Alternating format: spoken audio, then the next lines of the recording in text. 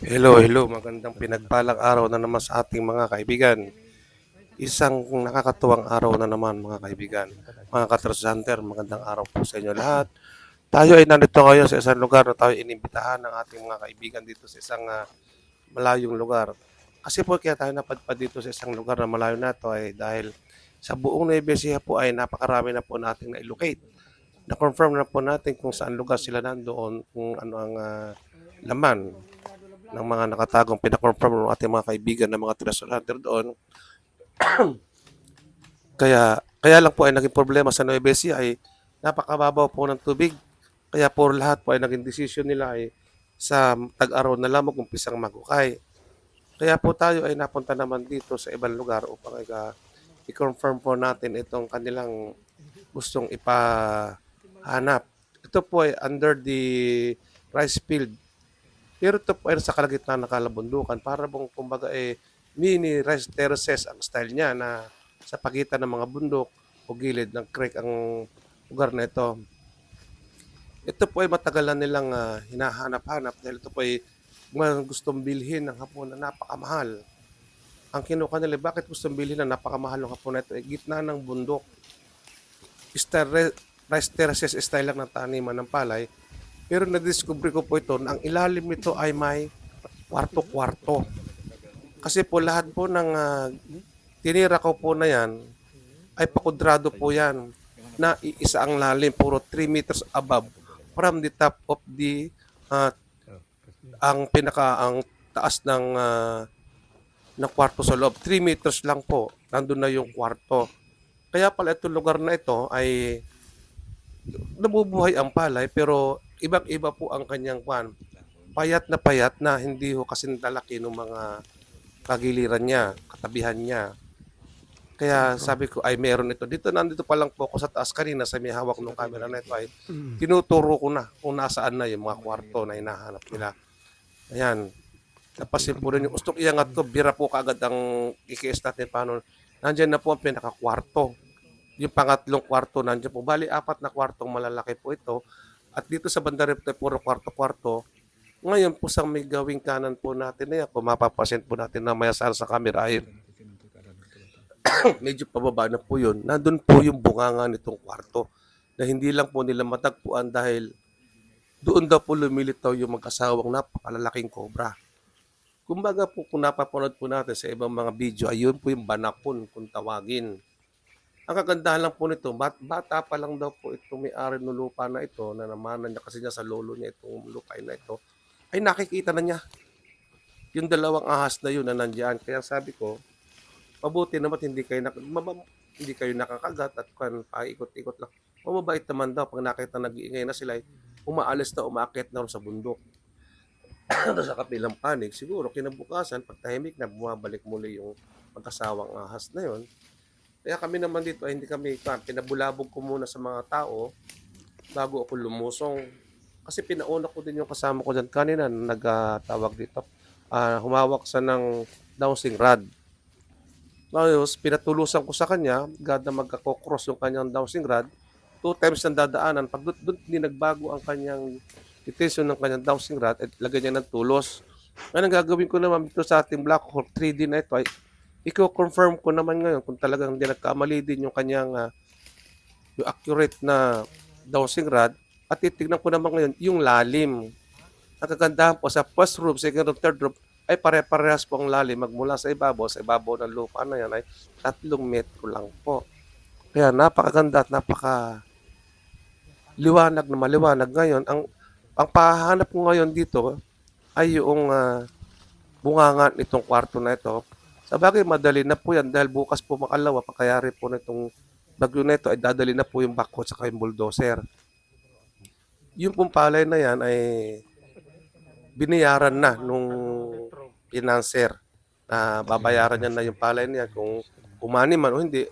Nagtansyahan na po sila kung ilang kaban ang aanihin. Kung 5 kaban, sige ba yun ang babayaran na. Payag naman yung may-ari ng lupa dahil mas importante sa kanya is yung nakalaman. At yung palay naman na yan, para lang sa pagkain naman ng pamilya niya. Target, Kaya ah, okay lang. target point. Sa estimate naman namin, wala naman 5 kaban yan. Baka 2, 3 lang yan kasi patulyapis ba? Saka kulang sa tubig. Maluwang. Maaga kasing nagtag-araw Nalawa, dito. nalawa. Kaya hindi masyadong Nalawa nawalan. teriya na. Pero ginagawa nila kay Eddie Neta pa kasi pag kahit malaki ang tiyan na yan ay talaga kinukonfirm niya pilit yung kwarto-kwarto kung hanggang saan ang kalakasan. Doon niya makukonfirm yung sulok ng kwarto, yung gilid ng kwarto. At yung lalim ay isa. Lahat ay 3 metro. Magmula sa puno ng palay na yan hanggang sa atip ng mga kwarto. Confirm na po yan. Kaya bukas po, kayari po na itong bago natin, darating na po yung bulldozer sa bako upang umpisahan na po. At doon ko naman po sana riritualan sa umaga bago makumpisa ang mga makina.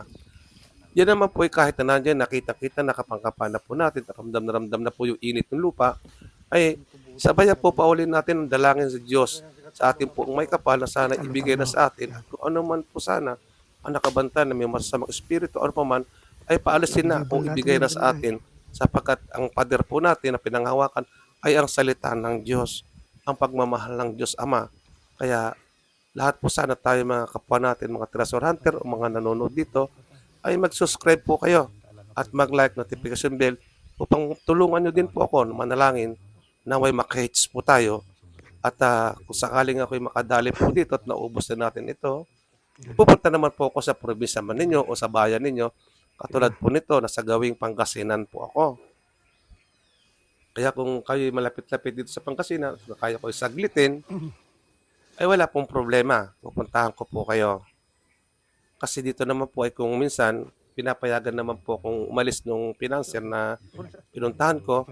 At hihahatid pa niya ako ng kanyang service ng sasakyan at may driver po siya. Kaya kayo mga request lang ninyo at malalapit-lapit lang, wala pong problema. Yan po yung mga nauna na kasamahan ko na kinunan din ng cameraman natin na pinatawagan ko na at doblehin na. Tama na yung dowsing rod. Tulungan na ako doon sa ating isang Black Hawk na ginagamit na mayroon siyang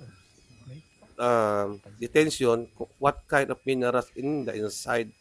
Yeah, mayroon siyang selector. Ang kagandahan naman po na pinagamit natin sa kanya na Black Hawk din. Black Hawk selector naman sa item selector. Meron po yan. Ang walang sa kanya, wala po siyang deep. Puro selector. Kaya malalaman po niya kung may gold, o may diamond, o mga silver, copper ang mga laman sa loob. Ang kagandahan po niyan, natin malalaman sa hawak po niya kung may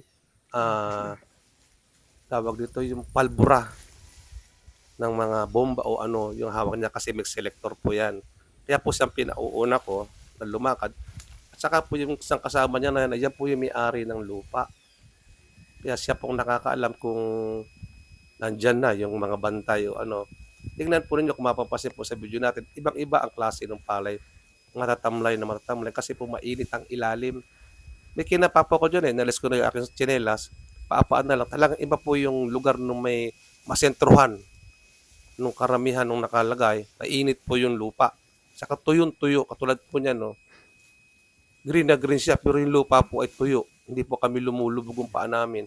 Matigas po ang ilalim kasi simento po ang ilalim niya na tinakpan lang na may 3 metro na lupa. Pero kahit na, masiglang-masigla pa rin ang ating selector na Black Hawk. Ayan.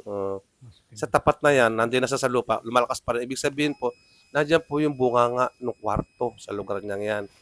Ganyan po kagaling ang ating mga gamit. Lumampas na sa bunganga atras, lalakas na naman siya. Matatapatan na naman po niya yung bunganga ng tunnel.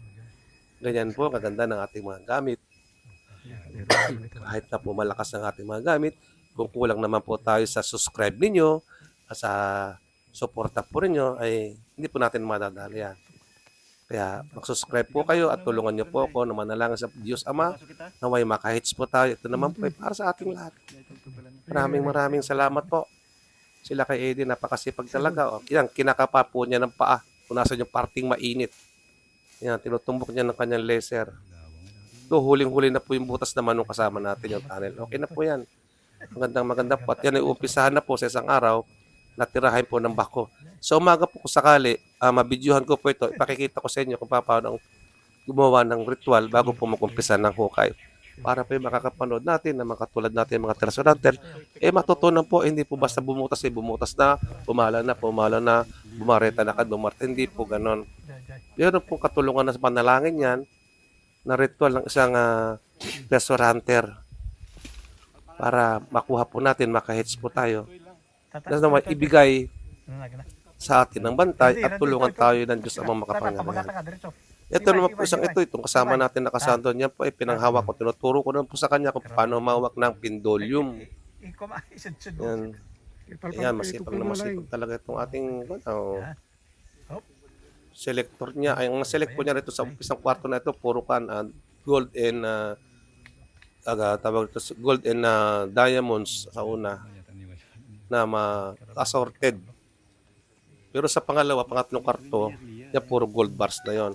Ang kagandahan niyan, ang nakakatawa diyan, doon sa kabila po na yun na pinapunta ko kanina, nandun ang mahahaba. Nandun ang 75 kilos. Kasi, kaya ko po nalaman 75 kilos yun, yung selector po ang ginamit ko. Pag tinira ko po na 6 kilos, ayaw. Pag tinira ko po na 12 kilos, ayaw. Maraming salamat po sa inyo lahat. Amen.